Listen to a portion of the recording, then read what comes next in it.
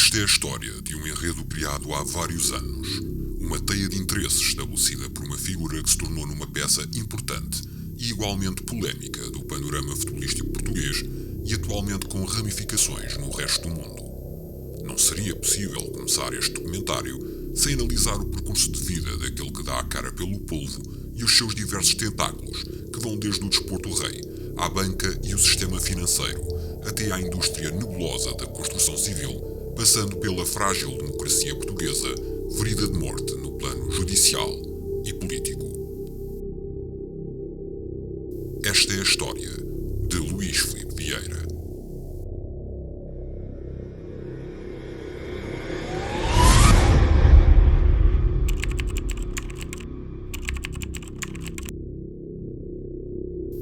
Luís Filipe Vieira nasceu a 22 de junho de 1949 em Lisboa. Viveu com os pais no bairro das Furnas, nas traseiras da cidade universitária. Começou a vida profissional numa loja de pneus, a Morgado e Fernando, em Campo de Ourique. Contratado posteriormente pela empresa Celestino Gomes Bessa na mesma área de negócios. Mais tarde, abriu a sua primeira empresa, a Autopneus da Póvoa, em sociedade com Eduardo Carvalho. O império dos pneus cresceu tanto e tão rápido que Luís Filipe Vieira recebeu a alcunha de Gaddafi dos pneus, uma vez que a sociedade do atual presidente do Benfica roubava o negócio aos concorrentes e estes consideravam as suas práticas terroristas. Aos 34 anos, Luís Filipe Vieira cometeu o primeiro crime conhecido pela polícia. Curiosamente, este delito só surgiu à luz do dia em 2001, quando Luís Filipe Vieira foi contratado como gestor de futebol da SAD do Benfica. Quem desvendou esse crime foi Pedro Guerra, atual defensor e homem de mão do presidente do Benfica, mas outrora um grande crítico de Luís Filipe Vieira. Pedro Guerra, também ele responsável por práticas pouco abominatórias que serão reveladas mais à frente neste documentário. Luís Filipe Vieira foi condenado por roubo. O caso remonta a julho de 1993, altura em que o homem todo-poderoso do futebol da Luz foi julgado e condenado no Tribunal da Boa Hora, em Lisboa. Apesar de nunca ter demonstrado arrependimento pelo que fez, a verdade é que nunca cumpriu a pena de 20 meses a que foi condenado devido a uma controversa lei da amnistia. Vamos à história. Os factos remontam a princípio de março de 1984, ano em que José Luís Gama, um industrial de Arganil de 62 anos de idade, se queixou a Luís Filipe Vieira, na altura com a profissão de comerciante, do comportamento de Adriano Varela. Trata-se de um caso de contas que não foram honradas, relacionadas com uma cessão de cotas na TIM, Transportes Internacionais de Mercadorias Limitada, empresa sediada em Lisboa.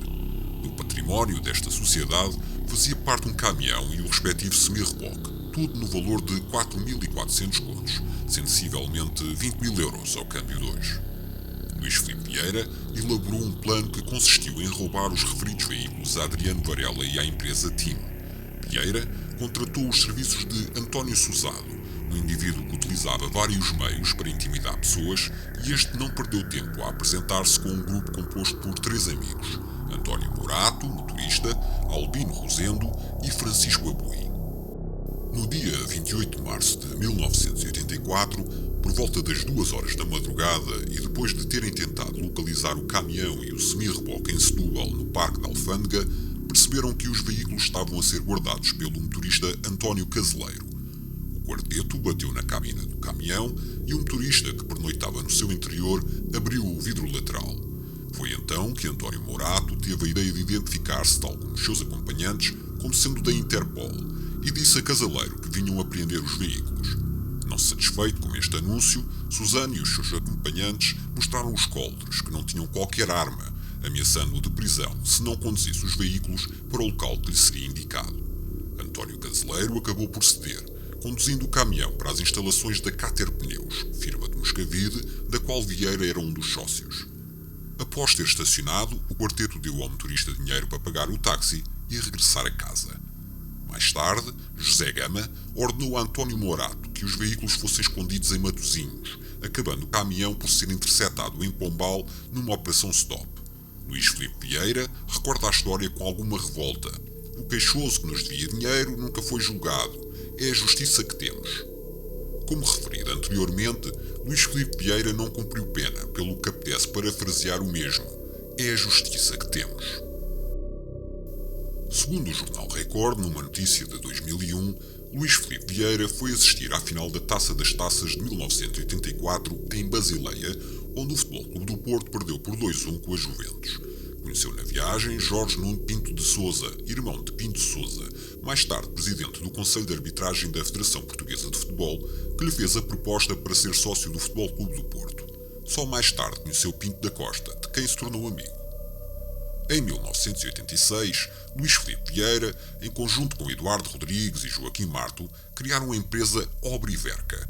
Esta empresa foi a porta de entrada de Luís Filipe Vieira no futebol português, pois em 1990 o presidente do Alverca, Manuel Ribeiro, percebeu que o clube só podia crescer com o apoio das forças vivas da região.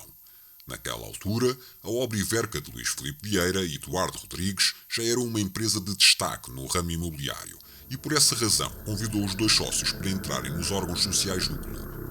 Um ano depois, Luís Filipe Vieira foi eleito presidente do Alverca, quando o clube ainda estava na 2ª Divisão B. O sucesso não foi imediato. No primeiro ano, em Alverca, Luís Filipe Vieira fez um acordo com o Sporting para transformar os ribatejanos em satélite dos Leões. Enquanto a equipa de futebol tentava chegar à 2ª Divisão de Honra sem grandes despesas, porque os atletas e equipa técnica estavam a cargo do clube de Alvalade, Luís Filipe Vieira empenhava-se nas obras de construção e melhoria das infraestruturas do clube. No final da época 94-95, o Alverca sobe de escalão e Pedro Santana Lopes, então presidente do Sporting, coloca um ponto final no acordo com os ribatejanos. Nesse mesmo dia, Luís Filipe Vieira chega a acordo com o Benfica. Os Leões regressam a Alvalade, as Águias voam para Alverca. Seguiram-se mais 3 épocas na 2ª Divisão de Honra, atual 2ª Liga, e a subida ao escalão principal surgiu em 1998. Neste ano, Luís Filipe Vieira suspendeu o mandato e foi substituído no cargo pelo então presidente adjunto Manuel Ribeiro. O líder do executivo tomou essa decisão na sequência da transferência de Deco para os Salgueiros em trânsito para o Futebol Clube do Porto. José António Linhares, presidente do Clube de Paranhos, levantou dúvidas sobre a transparência das contas do Alverca e Luís Filipe Vieira solicitou uma auditoria, assim como a sua autossuspensão.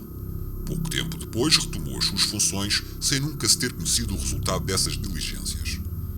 Ao comando de Luís Filipe Vieira, o Alverca estreou-se na Primeira Liga em 98-99, onde ocupou o 15º lugar.